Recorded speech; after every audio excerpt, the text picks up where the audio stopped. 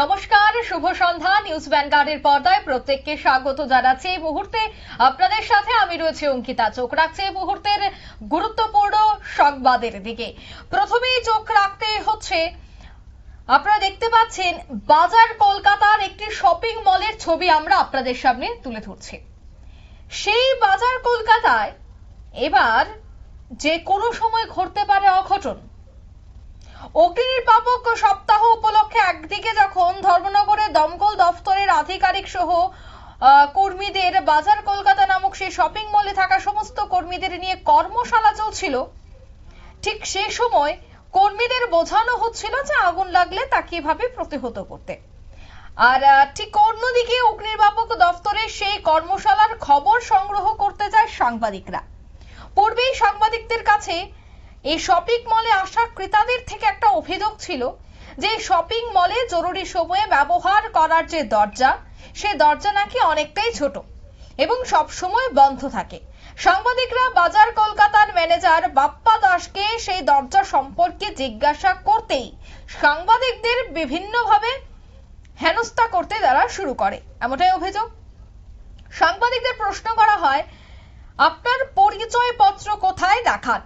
তারপর সাংবাদিক পরিচয়পত্র দেখালেও পরিচয়পত্র গলায় কেন ঝোলানো হয়নি সেই প্রশ্নটুকু পর্যন্ত করেন ম্যানেজার বাপ্পা দাস।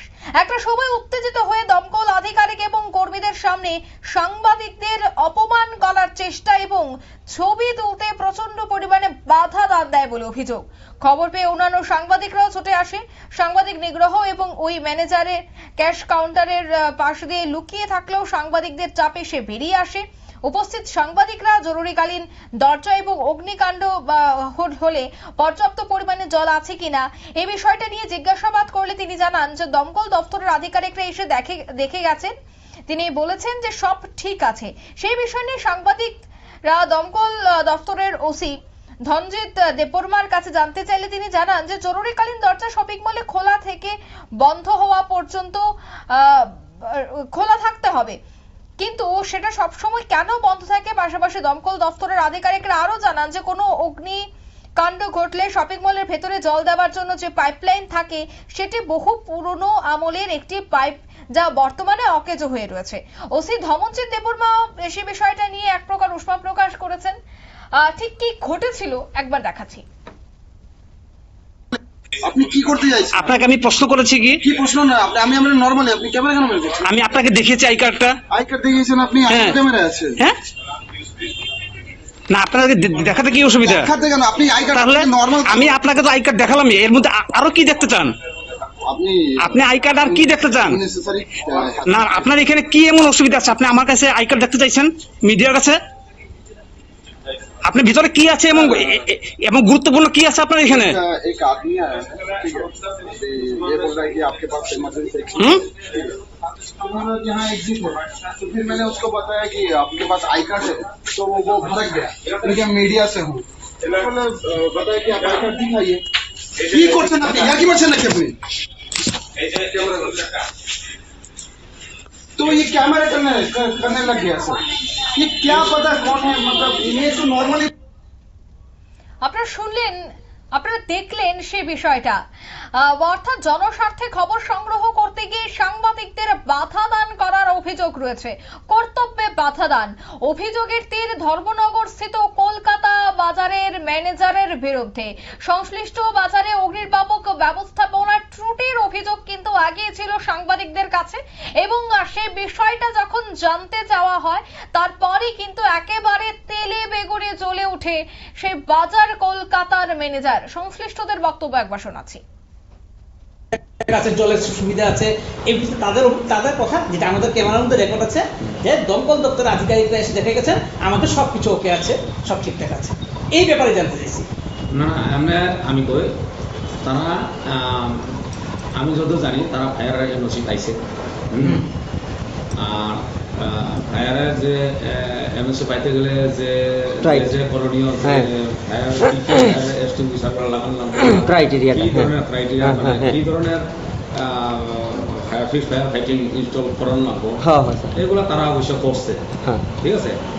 কিন্তু আজকে যখন আমি 14 এপ্রিল মানে ফায়ার সার্ভিস উইক যখন আমরা পালন করতে 7 দিন ব্যাপী, তো আজকে 18 তারিখ আমরা এই জায়গার মধ্যে আমরা প্রোগ্রাম রাখছি, যেহেতু এটাও একটা পাবলিক প্লেস, পাবলিক প্লেস, প্রচুর গ্যাদারিং হয় সন্ধ্যার সময়।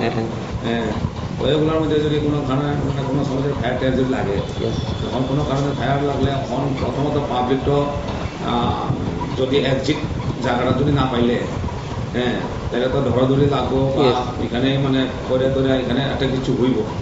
যার ধরুন আমরা এখানে ধর্মনগরের 3টা শপিং মল আমরা করছি, আমরা ডিসাইড করছি যে এখানে আমরা প্রোগ্রামটা রাখবো। গতকাল তো আমরা বাইক র্যালি করছি,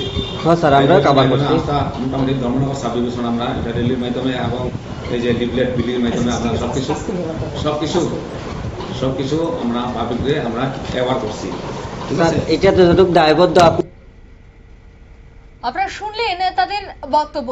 একদিকে যখন অভিযোগ রয়েছে এবং সেই অভিযোগের ভিত্তিতে যখন বাজার কলকাতায় যান সাংবাদিকরা, সেখানে একদিকে দেখা গেল যে সাংবাদিকদের সাথে ব্যবহার খারাপ করা হয়, অন্যদিকে ম্যানেজারের মূলত বক্তব্য ছিল যে অগ্নিনির্বাপক দপ্তরের কর্মীরা এসে ঘুরে গেছেন এবং সবকিছু ঠিকঠাক রয়েছে, এবং সেই বিষয়টার যখন স্পষ্টীকরণ নিতে অগ্নিনির্বাপক দপ্তরে যাওয়া হয় এবং সেখানকার কর্মীদের থেকে যখন সবটা বিষয় জানা হয়, তারপর জানা গেছে যে দরজা দিয়ে ইমার্জেন্সি গেট বানানো হয়েছে বা দরজা রয়েছে, সেটা সম্পূর্ণ বন্ধ থাকতে পারে না, এটা সবসময় খোলা থাকতে হবে, কিন্তু সেই জায়গায় কেন সবসময় বন্ধ থাকে এবং তা আয়তন অনেকটা ছোট। অন্যদিকে দমকল কর্মীদের আরো একটা বক্তব্য হচ্ছে, ফায়ার স্টেশন বা অগ্নিকাণ্ড ঘটলে যে ব্যবস্থাপনার দরকার, যে পাইপলাইনের প্রয়োজন, তা মান্দাতা আমলের, বর্তমানে এটা রীতিমতো কাজ করবে না। তবে কোথা থেকে ঠিক রয়েছে পরিষেবা? এই বাজার কলকাতায় ধর্মনগরের বহু মানুষজন সেখানে যান শপিং করতে, যদি কোনোদিন কোনো অঘটন ঘটে কি করবেন? তার দায় কি নেবেন বাজার কলকাতার কর্তৃপক্ষ? অন্যদিকে তাদের যে কোনো ধরনের অগ্নিনির্বাপকের ব্যবস্থা নেই, সেক্ষেত্রে এই বিষয়টা প্রশাসনের নজরে যাবার পর কোন ধরনের কর্তৃপক্ষের বিরুদ্ধে ব্যবস্থা গ্রহণ করা হয় কিনা অভিযোগের ভিত্তিতে, সেটাই দেখার। নিয়ে নিচ্ছে ছোট্ট একটি বিজ্ঞাপন বিরতি, সঙ্গে থাকুন।